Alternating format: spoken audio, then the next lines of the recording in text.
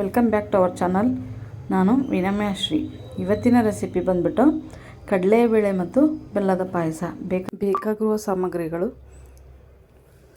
ಕಡಲೆಬೇಳೆ 2 ಲೋಟ, ಅಕ್ಕಿ 3/4 ಲೋಟ, ದ್ರಾಕ್ಷಿ ಮತ್ತು ಗೋಡಂಬಿ, ಅರ್ಧ kg ಬೆಲ್ಲ, ತುಪ್ಪ 2 ಚಮಚ, ರುಚಿಗೆ ಏಲಕ್ಕಿ ಪುಡಿ ಅರ್ಧ ಚಮಚ. ಮಾಡುವ ವಿಧಾನ: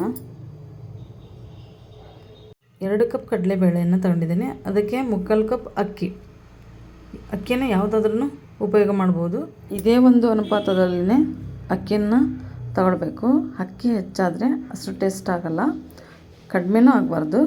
ಹಾಗಾಗಿ 2 ಕಪ್ ಕಡಲೆಬೇಳೆಗೆ 3/4 ಕಪ್ ಅಕ್ಕಿಯನ್ನು ಹಾಕ್ಕೊಂಡು ಎರಡನ್ನು ಒಟ್ಟಿಗೆ 2 ಸಾರಿ ಸ್ವಚ್ಛವಾಗಿ ತೊಳ್ಕೊಳ್ಬೇಕು. ನೀಟಾಗಿ ತೊಳೆದಾದ್ಮೇಲೆ ಕುಕ್ಕರಲ್ಲಿ ಹಾಕ್ಕೊಂಡು ಅದಕ್ಕೆ ನೀರಿನ ಪ್ರಮಾಣವನ್ನು ಈ ಥರ ತಗೊಳ್ಬೇಕು. ಚಿಕ್ಕ ಕಪ್ಪಿನಿಂದ ನಾವು ಬೇಳೆ ಮತ್ತು ಅಕ್ಕಿನ ತಗೊಂಡಿದ್ದೇವೆ. ಇದಕ್ಕೆ ಸರಿಸಮಾನವಾಗಿ ದೊಡ್ಡ ಕಪ್ಪಿನಿಂದ ನೀರು ಹಾಕ್ಕೊಳ್ಬೇಕು. ಈ ದೊಡ್ಡ ಒಂದು ಲೋಟದಿಂದ ನೀರನ್ನು ಹಾಕ್ಕೊಳ್ಬೇಕು. 2 ಲೋಟ ಬೇಳೆ ತಗೊಂಡಿದ್ದೇವೆ. 1 ಲೋಟ ಬೇಳೆಗೆ 1/4 ಲೋಟ ನೀರನ್ನು ಹಾಕ್ಕೊಳ್ಬೇಕಾಗುತ್ತೆ. ಅಂದರೆ 2 ಲೋಟಕ್ಕೆ 2.5 ಕಪ್ ನೀರು ಮತ್ತು 3/4 ಗ್ಲಾಸಿಂದ ಅಕ್ಕಿಯನ್ನು ತೊಗೊಂಡಿದ್ವಲ್ಲ, 3/4 ಗ್ಲಾಸಿಗೆ 1 ಗ್ಲಾಸ್ ನೀರನ್ನು ಹಾಕ್ಕೊಳ್ಬೇಕು. ಒಟ್ಟು 2.5 + 1 ಗ್ಲಾಸ್, ಟೋಟಲ್ 3.5 ಗ್ಲಾಸ್ ನೀರನ್ನು ಕರೆಕ್ಟಾಗಿ ಹಾಕ್ಕೊಳ್ಬೇಕು. ಹೆಚ್ಚು ಕಡಿಮೆ ಮಾಡಿದರೆ ತುಂಬ ನೀರಾಗುತ್ತೆ, ಇಲ್ಲಾಂದರೆ ಕಡಿಮೆ ನೀರಾಗುತ್ತೆ. ಕಡಿಮೆ ನೀರಾದರೆ ನಾವು ಎಡಿಷ್ನಲ್ ನೀರು ಹಾಕಿದರೆ ಟೇಸ್ಟ್ ಆಗಲ್ಲ. ಹಾಗಾಗಿ ಸರಿ ಪ್ರಮಾಣದಲ್ಲಿ ನೀರನ್ನು ಹಾಕ್ಕೊಳ್ಬೇಕು. ಇರಲಿ ಒಂದು ಸ್ವಲ್ಪ ನೀಟಾಗಿ ಬೈಲಿ ಅಂತಂದೇಳಿ ಹಾಕಿದರೆ ಟೇಸ್ಟ್ ಚೆನ್ನಾಗಿ ಬರಲ್ಲ. ಕರೆಕ್ಟಾಗಿ 3.5 ನೀರನ್ನು ಹಾಕ್ಕೊಳ್ಬೇಕು.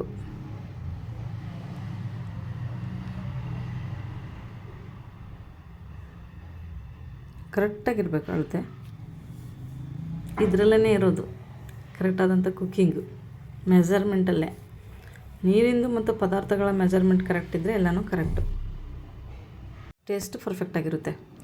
ಇದಕ್ಕೆ ಸ್ವಲ್ಪ ಕುಕ್ಕಿಂಗ್ ಆಯಿಲನ್ನು ಸೇರಿಸ್ಕೊಳ್ಬೇಕು, ಯಾಕಂದರೆ ಬೇಗನೆ ಬೇಯುತ್ತೆ. ಅದಕ್ಕೋಸ್ಕರ ಸೇರಿಸ್ಕೊಂಡು ಕುಕ್ಕರ್ ಲಿಡ್ಡನ್ನು ಕ್ಲೋಸ್ ಮಾಡಿ ಮೀಡಿಯಮ್ ಫ್ಲೇಮಲ್ಲಿ 4ರಿಂದ 5 ವಿಷಲ್ ಆದಮೇಲೆ ನೋಡಿ ಎಷ್ಟು ಚೆನ್ನಾಗಿ ಬೆಂದಿದೆ ಅಂತ. ತುಂಬ ಸಾಫ್ಟಾಗಿ ಅಕ್ಕಿ ಮತ್ತು ಕಡಲೆಬೇಳೆ ಬೆಂದಿದೆ. ಇದನ್ನು ನೀಟಾಗಿ ಸ್ಮ್ಯಾಶ್ ಮಾಡ್ಕೊಳ್ಬೇಕು. ಒಂದಕ್ಕೊಂದು ಹೊಂದಿಕೆ ಆಗೋ ಥರ ಸ್ಮ್ಯಾಶ್ ಮಾಡ್ಕೊಳ್ಬೇಕು.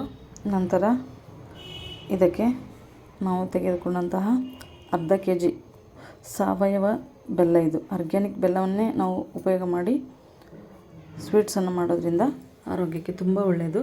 ಬೆಲ್ಲವನ್ನು ಸೇರಿಸಿ ನೀಟಾಗಿ ಮಿಕ್ಸ್ ಮಾಡಿ ಮೀಡಿಯಮ್ ಫ್ಲೇಮಲ್ಲಿ 4ರಿಂದ 5 ನಿಮಿಷ ಬೆಲ್ಲ ನೀಟಾಗಿ ಕರಗೋವರೆಗೂ ಕುದಿಸ್ಕೊಳ್ಬೇಕು.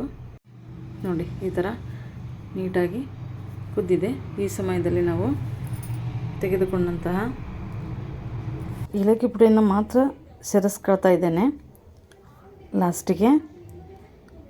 ಇನ್ನೇನು ಮುಗೀತು ಅನ್ನೋಷ್ಟರಲ್ಲಿ ಪಾಯಸಕ್ಕೆ ಕಾದಿರುವಂತಹ ಬಿಸಿಯಾದಂಥ ಹಾಲು ಮತ್ತು ಡ್ರೈ ಫ್ರೂಟ್ಸನ್ನು ಸೇರಿಸಿ 1 ನಿಮಿಷ ಬೇಯಿಸ್ಕೊಳ್ಬೇಕು. ನೋಡಿ ತುಂಬ ಚೆನ್ನಾಗಿ ಬಂದಿದೆ, ಅಷ್ಟೇ ರುಚಿಯಾಗಿರುತ್ತೆ. ಅವತ್ತಿಗಿನ ಇದು ತಣ್ಣಗಾದ ಮೇಲೆ ಮಾರನೇ ದಿನ ತಿನ್ನಲಿಕ್ಕೆ ಇನ್ನೂ ಟೇಸ್ಟಿಯಾಗಿರುತ್ತೆ. ಫ್ಲೇಮನ್ನು ಆಫ್ ಮಾಡಿಕೊಂಡು ಸರ್ವ್ ಮಾಡ್ಕೊಳ್ಬೇಕು. ಈ ರೆಸಿಪಿ ಇಷ್ಟವಾಗಿದ್ದರೆ ಲೈಕ್ ಮಾಡಿ, ಶೇರ್ ಮಾಡಿ, ಕಮೆಂಟ್ ಮಾಡಿ. ಪ್ಲೀಸ್ ಸಬ್ಸ್ಕ್ರೈಬ್ ಮಾಡಿ. Thank you for watching.